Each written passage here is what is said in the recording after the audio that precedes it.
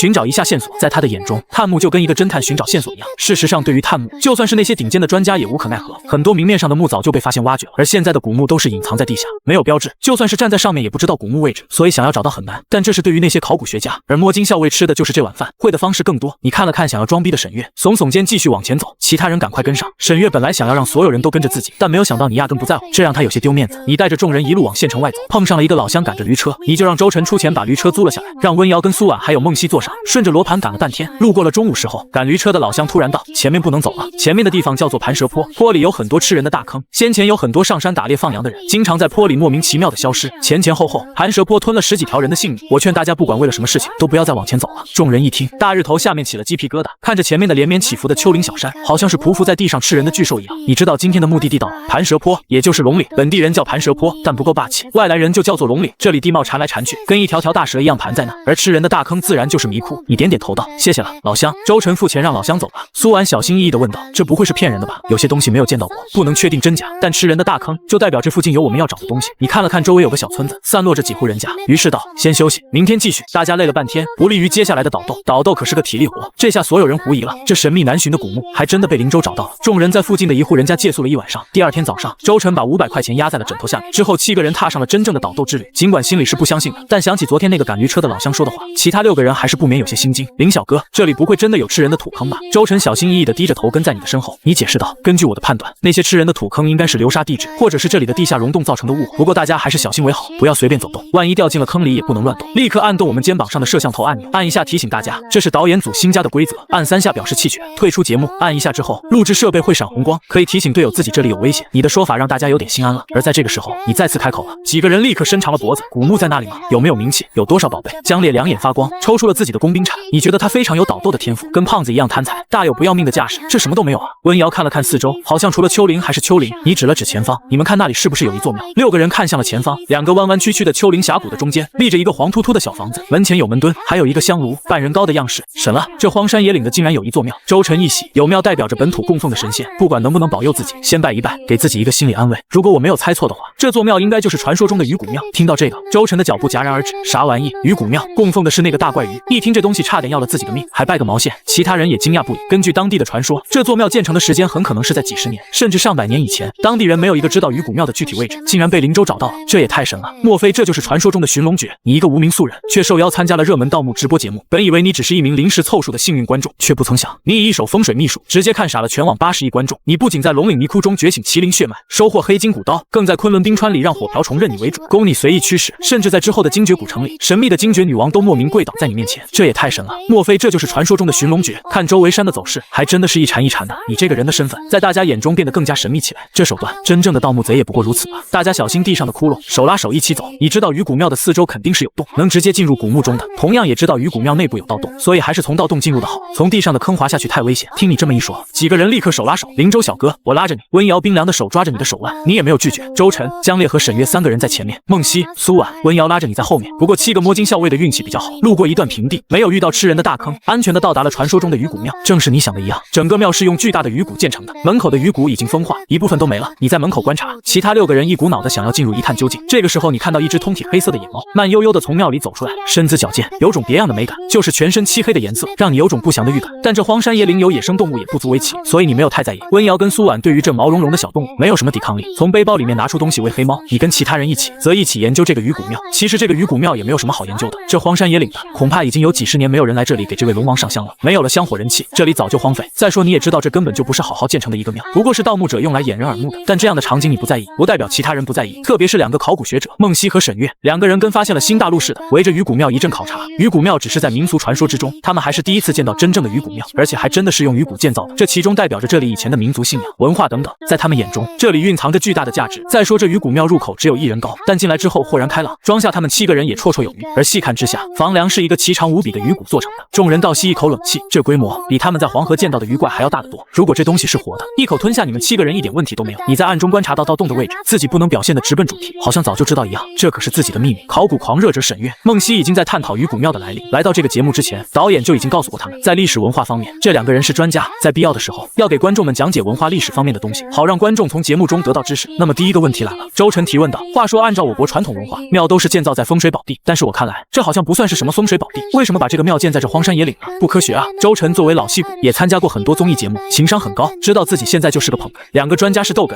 沈月接茬道：周哥你这就说错了，这里虽然看起来不怎么样，但绝对是一个风水宝地。你们看这家伙意气风发，终于来到自己擅长的领域，好好的装了一次逼。这鱼骨庙坐南朝北，群山环绕，前方有山风吹来，这沟壑纵横，想来在几十年前，这里是有一条河，有风有水，方为宝地，正是建庙的绝佳之地。在这里建造一座鱼骨庙是再好不过的。一旁的梦溪点点头，表示沈月说的对，说的妙。周晨跟江烈竖起大拇指，赞叹专家说得好。沈月跟网上的那些讨论的专家分析的也大差不差。沈月的师傅是考古界的泰斗，看到自己的弟子完美的表现，非常的满意。这正统的考古知识，总不能让满身江湖气的小子给抢了风头。观众也明白了，毕竟在古代建造东西都是有讲究的。沈月说的不错，而在这个时候出了一个不和谐的声音：你说的都是放屁，不要误导大家。你从庙堂的龙王泥塑后面走出来说道：这龙王的泥塑就剩下2条，说腿不是腿，说鱼鳍也不是鱼鳍的东西，毕竟年头久了，泥都脱落，已经分辨不出原来的模样。不过你料定盗洞就在泥塑脚下的神坛之下掩盖着。你一说这话，就吸引了所有人的目光。沈月嘴角冷笑道：你有何不同见解？他考古知识渊博，是帝都大学历史系硕士，师从考古界泰斗，不管是对正统文化还是民俗文化，都有不俗的见解。当初的一篇唐代初期发展轨迹论文，震惊考古界，要不然也不会来到这个节目，所以他有这个自信。大家都看着你。只见你悠悠道：寺庙在我国建成，是为了庇佑一方水土，寺庙一定是坐落在显眼的地方，一眼就能够看到。别说那些大的寺庙，就算是村里的土地庙、山神庙，也一定是在村里中心位置，或者是最显眼的地方。除了这个破庙，你们什么时候见过庙是修在山沟沟里的，把神仙放在山沟沟里，这是对神的大不敬，这是古人会做出来的事情吗？古有引脉穿心，穿心而立不立庙，这鬼地方寸草不生，黄土飞天，别说建庙，埋死人的话，时间长了，坟头都给你吹没有了，谁会来这里？分析的时候不能死板的看书上的条条框框，摸经一脉，还是要从现场推理，这其中门道博大精深。你的一段话让考古硕士沈月哑口无言，说的在理啊。网上的那些考古专家更是沉默。本来这个节目其实是考古探险类的节目，一大帮的考古学家都关注着，他们准备等你们7个人每发现一个东西就拼命的分析，但没有想到这一次你狠狠的打了所有人的脸，这压根不是什么风水宝地，就是一个鸟不拉屎的土坡而已。贫瘠的大地，连野猫都饿得很瘦，这地方神仙来了不得被气死。你看这铁头龙王都凉得透透的，沈月被你噎得够呛。你说这里不是风水宝地，那当初的人为什么在这里建庙？一边的好奇宝宝温瑶也开口道，古人好像最讲究的就是风水了，又为什么在这里建庙？你赞同道，这个问题问得好，想想那天船老大讲的故事是什么？温瑶一愣，船老大讲故事的时候好像灵舟一直盯着水面，根本没有仔细听。苏婉最喜欢听故事，他听得最仔细，立刻道，船老大说的是有个商人路过，给村子投资建造了这个鱼骨庙，你打了一个响指。对了，就是这里。苏婉答对了问题，有种小学生抢答对了老师问题的雀跃，脸上一笑，粉丝顿时激动了。周晨道，这说明什么？说明这不是个正经的商人，恐怕是我们的前辈。这穷山僻壤，不去县城里建庙，却建造在这里，唯一的解释就是为了盗墓打掩护，所以此地必定有古墓。你的分析让众人沉默，你们是来做什么的？自然是盗墓的，盗墓必须要探墓寻墓。本来以为是个艰难枯燥的过程，但没有想到你已经断定这里有古墓，这一番推理好像有些道理。我看了一圈这个鱼骨庙，还有附近的山脉，这个位置跟风水无关。你站到庙门口，指向这里的山脉，大山大川百10条，龙楼宝殿去无数，此地有一座隐藏极深的龙楼宝殿。沈月忍不住问，那是什么？这是山势。摸金校尉寻龙定穴，看的就是山势水势。此形势埋不了皇帝，但可埋葬皇亲国戚。不过这里的事是残留的而已，过了几百年，已经被地壳的运动还有环境破坏掉了。之前的高人也看出来了这里的事，所以以建庙之名暗中盗墓，所以此处有大墓藏在山腹中。最后你下了定论，一番言语让众人震惊不已。这就是传说中的寻龙定穴，仅仅是观察山势就能够判定这里有古墓，而且规模很大，但不是帝王墓，这也太玄乎了吧。江烈啥也没听清楚，就听见此处有大墓这5个字。工兵铲在肩上一扛，小哥，墓在哪里？我来挖。江烈依然是队伍里面最猛的那一个，听你说这里有古墓，他就相信，既然有古墓，那么不挖还等着干什么？其他人听到你说这里有古墓，也是非常的惊喜，他们来就是冲着这个古墓来的。本来以为需要一番周折，但现在看起来似乎很简单嘛。不过网络上的专家还是有些不相信，古兰县周围是出现了很多墓葬，但已经5年了，无数的科考队已经来过，根本不可能有古墓了。说不定这个鱼骨庙已经有人见过，只不过没有人说明而已。你笑道，不要着急，江烈哥，要知道古人的墓都是有机关的，流沙、射箭等等都是要命的东西。听你这么一说，江烈一个激灵。周晨冷静道，林小哥说的对，那些电视里不是演过很多吗？古墓里面都是有很多要命的机关的，古人对自己的墓葬看得很重，就怕有人来盗墓，所以这其中风险很大。参加节目之前，大家都已经知道有风险，本来以为找到墓穴需要时间，但没有想到你这么快就发现了。你点点头，没错，摸金校尉这个行当是在刀尖上舔血，随时可能丧命，所以先说好，我带你们进墓，墓中所有的一切行动听我的。现在有人退出也可以理解，可以在鱼骨庙这里等我们出来。你看像其他6个人，没有人退出，大家都知道有风险，毕竟是真人秀节目，而且能够第一个见识古墓，自然是人生不多的机遇。好，没有人退出，那么下墓前一定要遵守一个规矩，倒一个斗，最多带2件东西出来。江烈道，小哥，这为什么？那么多的宝贝都不能拿吗？你语气坚定道，不能，倒斗这个行当有损阴德，不能太贪心。大家一致通过后，你这才带着众人重新进入鱼骨庙。苏婉问，林小哥，我们要在这里挖墓吗？你却摇了摇手指，建造鱼骨庙的高人已经为我们挖好了。众人皆乐，还有这一说，你带着6个人来到了龙王泥塑下面的神坛旁边。江烈哥，借工兵铲一用。你用工兵铲在神坛下方敲了敲。周晨立刻道，里面是空的。你看向他，竖起大拇指。没错，一般的庙里的神坛都是实心的，而这个是空的。再结合我之前的推理，摸金校尉的盗洞一定在这里。温瑶跟苏婉同时惊讶，这个小哥真的太聪明了，简直就是一个专业的盗墓贼，应该是摸金校尉。江烈一听，立刻接过工兵铲拆神坛。沈月跟梦溪都从对方的眼中看到了震撼，他们可根本想不到你能用这样的方式找到入口，简直神乎其技。这方面已经超出了他们的知识范围，这在书本里没有讲啊。江烈这个猛汉敲了2下之后，神坛立刻塌陷，露出一个大洞，黑漆漆的，跟你所料的一样。这一下，大家都觉得你这个人更加的神秘，恐怕在以前不会就是个摸金校尉吧？盗洞中7个人已经从最开始的弯腰走变成了爬，没有一个人身上是干净的。温瑶跟苏婉都成了小花脸，而且因为盗洞太长，所有人的额头上都是汗水。前面的江烈已经气喘吁吁了，他手上拿的也是军用手电筒，在他前面盗洞还在延伸，根本看不到尽头，这让他有些不敢往前。林小哥，前面看不到头，还要不要爬？这一句话让大家有些紧张，尽管没有幽闭恐惧症，但是在这里待的时间长了，呼吸都有些急促。不紧张是假的，你声音镇定道，继续。你是知道这个盗洞距离不短，而且前面还有分岔口。而在这个时候，突然在最后的苏婉惊呼了一声，众人齐齐停下。怎么了？苏婉手里拿的是你给她的狼牙手电，往后一照，看到了她双脚后面有一个石板。温瑶深深的吸了一口冷气，你越过2个人的肩膀，看到了石板，石板出现的地方是你们刚刚爬过去的地方。苏婉声音颤抖地说，我刚才就是想回头看看我们爬了多远了，谁知道突然出现了一堵石墙。你知道这个墓是有这个石板机关的，不仅仅是你们身后，而且在盗洞的4周都有，只不过你没有想到石墙就这样悄无声息的出现了。不愧是传说中的幽灵种。前面的人听到了苏婉说的话，瞬间吓住了，这突然出现的石板封住了他们的退路，他们现在只能往前走。6个人瞬间慌了神，他们敢爬进来的原因都是想着能进来就能出去，鬼知道这道洞还带堵门的。江烈在前面看不到后面的情况，急切地问，咋回事？你依然淡定的如同一个老道的盗墓贼。没事，继续往前走，不要慌，这只是普通的机关。往前走，我们能出去。听到你的声音没有一丝的晃动，大家这才安静下来。再想想自己这是全程无死角直播呢，绝对不能慌。他们现在是真正的盗墓贼摸金校尉，一个简简单单的盗洞都慌了，还算什么？他们可是打过鱼怪的人，还怕什么洞穴吗？不一会，江烈就喊道：“前面有3个岔路，怎么办？你让周晨把蜡烛往前面送。你知道这其中有2个洞口是被石板堵死，这个时候可以用蜡烛上的火焰飘动的方向来判断哪个盗洞有空气流通，就往哪里走就完事了。”大家屏住呼吸，让江烈哥好好观察一下蜡烛火焰的动向。7个人立刻安静下来。周晨给了你一个大拇指，妙啊！林小哥用烛火探路变方向，专业。但他更加佩服的是你的镇定，这绝对不是假装出来的。6个人的情绪在你的稳定下迅速安静了下来。江烈兴奋道：“有了，就这。”7个人继续往前爬，也不知道爬了多长时间。当所有人都累成狗的时候，江烈激动的声音从前面传过来：“出口，有出口了！”无名素人却受邀参加了热门盗墓直播节目。本以为你只是一名临时凑数的幸运观众，却不曾想你以一手风水秘术直接看傻了全网80亿观众。你不仅在龙岭迷窟中觉醒麒麟血脉，收获黑金古刀，更在昆仑冰川里让火瓢虫认你为主，供你随意驱使。甚至在之后的精绝古城里，神秘的精绝女王都莫名跪倒在你面前。话不多说，书接上集，7个人从洞口之中鱼贯而出，发现豁然开朗，正是地下溶洞。嘘，林州拿着狼牙手电照了照不远处，发现不远处的溶洞顶上一片黑色。怎么了，小哥？江烈好奇道。林州道：“你们看那里。”几个人看向手电照过的地方，黑蝙蝠怎么这么多？周晨胆子也大，但看到这个还是感觉一阵头皮发麻。好在这些黑蝙蝠白天都是倒挂在那里睡觉，只要他们不惊动就没有问题，而且距离他们大概50米的距离，还算安全。就是溶洞里面这个臭味有点熏眼睛。温瑶跟苏婉2个女星更加不敢看，躲在林州的背后。现在节目的效果慢慢出来了，有探险的味道了，节目的热度再次爆棚。林州往前走了走，就发现了对面的一个盗洞，继续走进了这个盗洞，距离古墓就不远了。周晨看着周围的溶洞很高很宽，不影响走路，于是问这位开盗洞的前辈，为什么不直接进入溶洞？挖盗洞是一件非常麻烦的事情吧？他把开盗洞的高人称之为前辈，这说明已经习惯了自己的身份了。江烈也道：“没错，直接进入溶洞好像特别省事。”林州却道：“别看这溶洞很方便，但是你们别忘了，这地下溶洞跟迷宫一样，而且还有很多蝙蝠，很容易让人迷失方向，一辈子也找不出来。还记得赶驴车那个老乡的话吗？这里每年几乎都要失踪一些人口，恐怕这些人都是不小心掉进了溶洞，之后再也走不出去了。”他的话让6个人再次感到一阵寒意，幸亏他们没有鲁莽地走进溶洞，要不然后果不堪设想。7个人悄摸摸地钻进另一侧的盗洞，这一次众人爬了不到1盏茶的功夫，盗洞突然往上走了。之后江烈就摸到了一个断裂的青砖，江烈愣了好一会才激动道：“砖，有青砖，我们是不是进入古墓中了？”沈月比他还激动，挤着过去摸那个青砖，比摸自己的爱人都激动。古墓真的有墓，这青砖至少有几百年的历史了。林州咂舌，这个沈月尽管偶尔喜欢卖弄自己的知识，但能够一眼看出砖头的价值，足够证明他还是有点知识储备的。林州叮嘱道：“别着急，慢慢往上走，上面的空气不怎么流通，氧气不是很多，所以大家还是小心一些为好。”不过他知道问题不大，上面还是比较安全的，空气质量还是不错，真正的危险是在后面。7个人一个一个往上爬，全身都是一身泥土，有些狼狈，但每个人脸上都充满了兴奋。他们竟然在节目开始的第3天就成功的发现了一处古墓，而且是以盗洞摸金校尉的形式进行的，这给他们一种巨大的成就感。我去，真的有古墓！这里的古墓真的被7个人找到了，我从来没有想过这个综艺节目真的可以找到古墓。林小哥牛逼，我就是完全抱着林小哥的大腿看的，如果不是他的话，鬼知道这个鱼骨庙里有盗洞。我严重怀疑林小哥就是传说中的摸金校尉。我想就算是节目组还有那些专业的考古专家，也不会想到7个人真的能够找到古墓，这真的是太神奇了。这是一档神奇的节目，是拥有了林小哥这个幸运观众才神奇的，如果依靠其他几个人，绝对不可能找到古墓。观众们议论纷纷，而那些专家们也在疯狂的寻找这个古墓的历史资料，只不过很可惜，没有一个专家能够准确的说出在这个位置的古墓到底是谁的，哪个时期的等等任何的资料。这说明这是一个整个考古界都没有见过的全新古墓，这将会是考古界一个重大发现。节目组的人气再次往上升，能够发现一个全新的古墓已经是非常不容易的了，更何况这是用倒斗的方式发现的，这座古墓更加吸引人。进入古墓，7个人连休息的意思都没有，毕竟好不容易爬了半天的时间才进入古墓中，现在恐惧都没有了，甚至激动的连饥饿感都没有了。这里好大，江烈惊讶道：“比我家都大，这就是古墓吗？”沈月道：“没错，正常来说这么大的地方应该是古墓核心的地方，叫做明殿，就是用来安放棺椁的。”江烈又问了：“棺椁是什么？”这个时候不经常说话的考古学者孟西道：“就是棺材，古人的棺材经常是套棺，里面是棺材，外面围上棺椁。”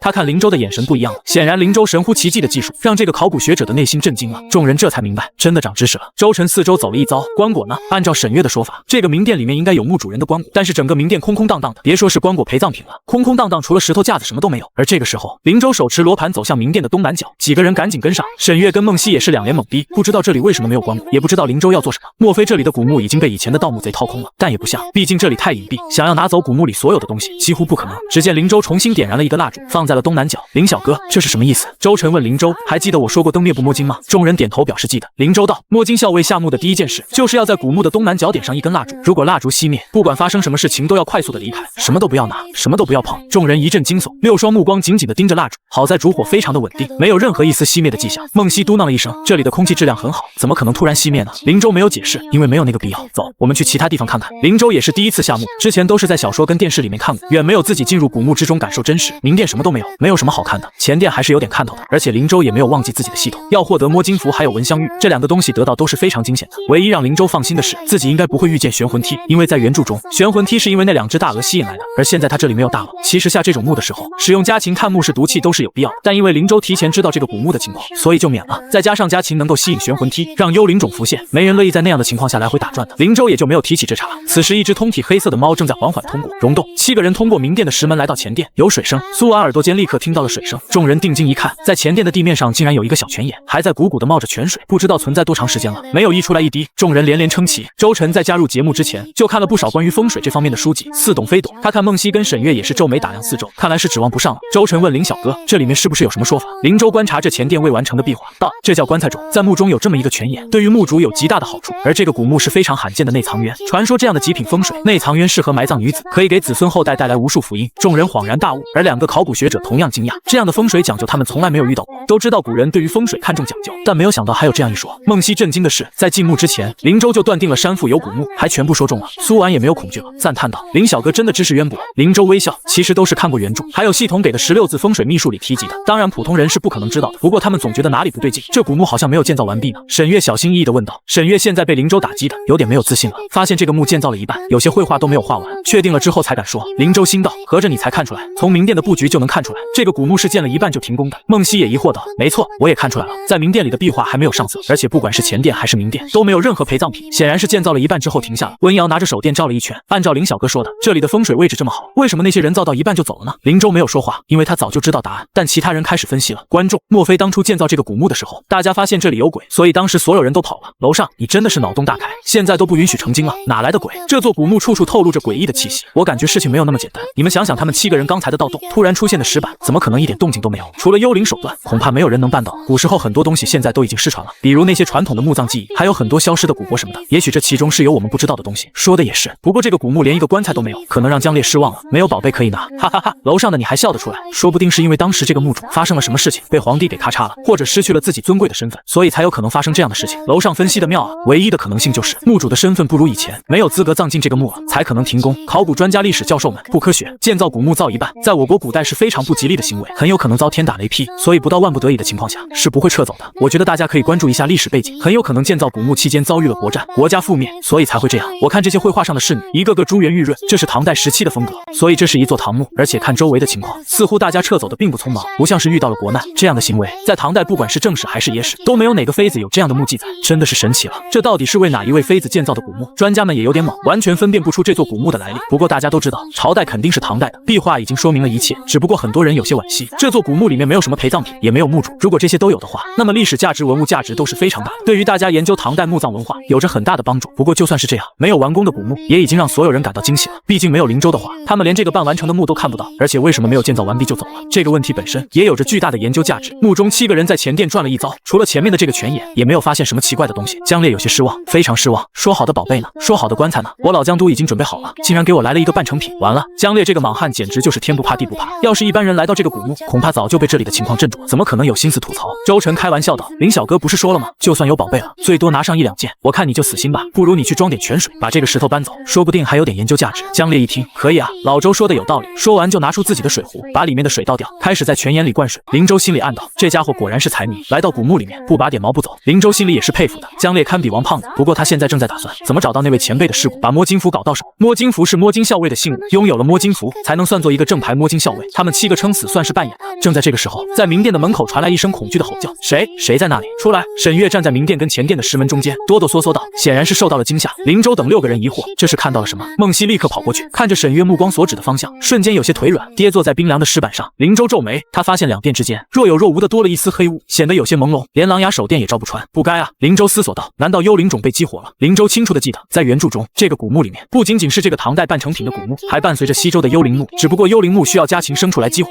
才会浮现。3声通天，3禽达地就是说这个的。在原著中，因为有2只大白鹅，所以把西周的幽灵墓引了出来，但这里除了他们人，也没有其他生物了。林州宽慰自己，也许是这家伙眼花了，胆子太小了。他跟着其他人一起走过去，温瑶吓得双手捂住了眼睛。苏婉看了一眼之后，也不敢再看。周晨、江烈看到之后，尽管没有发出任何声音，但林州明显的感觉到他们全身的肌肉都紧绷了，脸上的表情也僵硬。的确，这样的情况下，突然看到一张人脸，就算林州早就已经有心理准备，也还是咯噔一下。只见原本空无一物的明殿之中多了一张脸，也怪不得沈月差点被吓尿了。这个场景谁来谁怂？这张在黑暗中的脸有脸盆那么大，隐藏在角落，而且根本看不到脸下面的东西，脖子、四肢全都隐藏在黑暗中。而之前林州在东南角点的蜡烛，不知道什么时候已经灭了，就算没有灭也够呛，因为明殿之中不知道什么时候多了一层黑雾，朦朦胧胧的，让众人视线受损，还真的是激活了幽灵种。林州疑惑，但这个时候已经管不了那么多。江烈壮着胆子大声道：“前面那个人是人是鬼？别站在那里一动不动的吓唬人！我告诉你，我们在直播，根本不怕。”对，摄像机面前，恶灵退散。周晨也道：“要是把人吓出心脏病的话，是要负法律责任的。我告诉你，赶快发出个声音。”温瑶捂着自己的眼睛，声音颤抖道：“林小哥，林小哥，那个人脸是不是还在那里？”苏婉小声道：“嘘，温瑶别说话，我方才看了，还在那里，没事的，我们有7个人呢，谁来了也不怕。”沈月用手撑着地想站起来，却发现腿软的跟面条一样。你赶快出来，我们有7个人，根本不怕你，你一个无名素人，却受邀参加了热门盗墓直播节目。本以为你只是一名临时凑数的幸运观众，却不曾想你以一手风水秘术，直接看傻了全网80亿观众。不仅在龙岭迷窟中觉醒麒麟血脉，收获黑金古刀，更在昆仑冰川里让火瓢虫认你为主，供你随意驱使，甚至在之后的精绝古城里，神秘的精绝女王都莫名跪倒在你面前。话不多说，书接上集，你赶快出来，我们有7个人，根本不怕你。几个人用声音来掩盖自己的恐惧，只有林州一动不动。他知道对面只不过是石果上雕刻的脸罢了，但他现在不能表现得太自信，要不然很容易被怀疑。如果他直接走过去的话，显然太不合常理了。毕竟现在这样的情况，就连他的狼牙手电筒也照不清楚前面的东西。他们刚刚从明殿出来，记得清清楚楚是空无一物的，现在突然多出一张脸，正常人都会怀疑是鬼。古墓说到底就是坟头，有鬼的说法在大家眼中不是很正常吗？林州朗声道：“黑蛇探龙台宝盖，翻山起秋有洞天，星罗忽然开，北斗聚南光。”说完之后，整个明殿依然诡异的安静，连个回声都没有。江烈这个时候从自己的背包里拿出了一小瓶二锅头，自己灌了一口。林小哥，你这个是什么意思？林州愣了愣，不知道江烈把这个二锅头藏在哪，之前自己怎么没有发现？酒是最好的壮胆东西，江烈挺有先见之明的，不仅仅是莽，也有自己的想法。林州道：“这是倒斗这一行的行话，就是让对方行个方便，给我们让条道。”众人恍然，看样子遇到同行啊，尽管很惊奇，但也不是不可能。俗话说缘妙不可言，在这个地方不可能有鬼，所以遇到其他盗墓的也很正常。不管是什么，要是人就好说，大家一起等对方的回应。观众不敢看了，不敢看了，这脸看起来毫无血色，真的跟鬼一样，怕不是节目组的人故意搞的鬼，想要提高节目效果吧？怎么可能呢？后路都被石板挡住了，节目组再想要搞怪也不可能来人了，太恐怖！这到底是探险还是灵异恐怖电影？我的妈呀，不敢看了，我要进被窝。林小哥是唯一比较镇定的，如果我去了，可能要被吓尿。这节目真的太真实了，我怎么感觉对面的那个东西真的是个鬼啊？刚才明明什么都没有，一转眼就出现了，太尼玛吓人了！古墓中民间传说都是有尸变，会有粽子僵尸什么的，不会真的是粽子吧？完了完了，我的温瑶苏婉，公平公正和谐，自由平等，弹幕保佑，邪魔退散。大家知道绝对不是壁画，因为壁画之前都看过，都是侍女，而且谁吃饱了撑的在墓里画这么大，一张脸盯着墓主，闲的。等了片刻，明殿里没有任何声音，那一张脸还在那里。周晨急切地问道：“那对方怎么还是一动不动的？”林州道：“那可能他不是人。”沈月顿时哭了：“林哥，你别乱说，不是人怎么可能有人脸？”林州道：“有人脸的也不一定是人。”被这么一说，众人直接感觉自己的血液凝固，身体凉半截。沈月心态彻底崩了，想一头撞死在墙上的心思都有了，死总比被鬼杀死好得多吧？林州道：“谁有胆跟我去看看？我去，我也去。”江烈跟周晨同时说道，倒是温瑶也这么说，让林州有些惊讶。危难时刻总能看透一个人的内心性格，没有想到温瑶这个女性在关键时刻也能够打破内心的恐惧。好，一起去。林州道：“等等，我也去。”苏婉也说道。孟熙也扶着沈月站了起来：“我们还是一起吧，如果遇到了什么事情还能照应。”其实他想说是遇到鬼了，但还是没有说出口，不然真的太恐怖了。他本身是不相信鬼神的。林州笑了笑：“好，一起去。”江烈双手拿着工兵铲，以防万一，嘴里说道：“上帝、耶稣、观音菩萨、托塔天王、佛祖保佑，驱除邪恶。”林州提醒江烈哥：“上帝跟耶稣是管不到我们这里的，钟馗可能好使点。”江烈哭丧着脸道：“林小哥，这个时候就不要说这个话。”但经过林州这么一说，7个人的恐惧驱散了不少。林州在最前面，7个人手牵着手一起往前走。在观看直播的观众同样屏住了呼吸，到底是人是鬼？是时候揭晓了。众人越走越近，距离那一张巨脸只有1米的时候，所有人都松了一口气，他们终于看清楚不是鬼，这一张大脸竟然是石果上的雕刻。江烈也不顾及自己的形象，大骂一声：“我去！我还以为是鬼，竟然是一个雕刻的人脸，吓死我了！”众人顿时松了一口气。周晨声音轻松了很多，看来都是我们自己吓自己。观看直播的观众朋友们不用害怕，我们这个世界上是没有鬼的，一切的未知事物都是我们自己在吓唬自己。温瑶按了按自己的心口，吓死我了。不过这个脸表情真的好可怕。沈月看到之后，双腿也有劲了，站起来对着石果一阵敲敲打打，而且还拿出了自己的放大镜，看样子是在观察石果的来历。而这个时候，苏婉皱眉道：“雕刻不可怕，那我们刚才明明没有看到这么大的一个石果啊，刚才也没有什么声音，它是怎么出现的？”林州暗中称赞。苏婉心思转得很快，这个问题一抛出来，明殿之中再次出现了一阵沉默。没错，尽管这一张脸是死物，但这么大的一个石果出现，为什么一点声音都没有？完全不符合生活常识啊！平常就算是这么大的一个石果，就算是一个小盒子，被人搬到这里也得有点动静，太不科学了。从他们刚刚进入明殿之后，就发现各种的不正常。周晨冷静道：“这里太不正常了，要不林小哥，我们先撤。江烈看了看尸椁，尽管非常想敲了这个尸椁，看看里面有没有陪葬品或者是古人棺材什么的，但想了想，还是安全为妙。这太邪乎了。林州知道现在撤已经晚了，幽灵种已经现身，他们来之前的盗洞恐怕已经变了样，想回去不是不可能，而是很难。那个女考古学者梦溪道：“等一下，大家等一下，这个尸椁有些奇怪。”众人本来都准备溜了，毕竟这古墓处处都不正常，但听到梦溪的话，都停下了脚步。江烈问道：“咋了？”梦溪道：“根据尸椁上的花纹，我觉得这个尸椁不是唐代的，是西周的。”沈月也拿着手电照了照，确认道：“没错，这花纹是西周时期才有，云雷纹唐代不流行。这个怪哉怪哉！两个考古学者本来就年轻，进过的古墓也不多，所以现在好不容易看到一个没有被挖掘过的古墓，如饥似渴。现在发现尸椁的年代跟古墓的年代不匹配，更加的好奇了。这么一说，所有人都懵了。西周的棺椁放在唐代的古墓，是穿越了还是咋的？”江烈道：“你们俩好好看看到底是不是，别都看错了。这个古墓本来就邪乎，让你们这么一说，更可怕了。”梦溪自信道：“我敢肯定，这绝对是西周的尸椁。唐代的尸椁外面从来不会雕刻这么诡异的人脸。”江烈看向林州：“林小哥，你得看看。”众人都看向了在观察盗洞的林州。林州起身在尸椁走了一圈，道：“没错，这的确是西周的尸椁。”那么众人更加迷惑了，西周跟唐代时间上差了1600年，这也太玄乎了，这考古价值真的大了去了。两个考古学者决定把这个发现好好记载下来。看着这两个考古学者忙忙碌碌的，江烈仔细观察了一下尸椁，用肩膀碰了碰林州：“小哥，你说我们能不能把这个尸椁的盖子撬开？说不定里面有宝贝呢。”林州瞪大了眼睛。江烈咳了咳嗓子：“别忘了，我们现在是盗墓摸金校尉，俗话说贼不走空。不管怎么说，我们忙活了半天，怎么说也得拿点东西走吧。”林州竖起大拇指：“江烈哥啊，你入错行了。如果你不当明星，而是去盗洞，绝对会成为祖师爷的。”江烈嘿嘿一笑：“还行吧，毕竟来都来了。”网友：江烈真的搞笑。不过林州还是道：“还是算了。首先这个尸椁规模太大，里面有没有传说中的粽子我们不知道，还是不碰为好。这个古墓到处都非常诡异，一看就不是正常的墓穴。”周晨同意道：“没错，根据我看的那些书，越是诡异的古墓越危险。我们虽然是扮演的摸金校尉，但还是安全为妙。”江烈敲了敲尸椁道：“那算了，不过这石棺材里真的有那个粽子。”林州笑道：“难说，粽子这个东西就是尸体发生了尸变，万一跳出来的粽子，我们真的危险了。既然比我们先来的那位高人没有动这个尸椁，一定是有原因的。”江烈一拍脑袋，说的也是，忘了这茬了。挖盗洞的那位高人没有动手，我们也算了。观众乐了，我擦，江烈这都什么时候了，还惦记着棺材里面的宝贝？我江哥真的是不要命了吗？要财不要命的主，牛逼！这种情况下，要是我早能跑就跑了。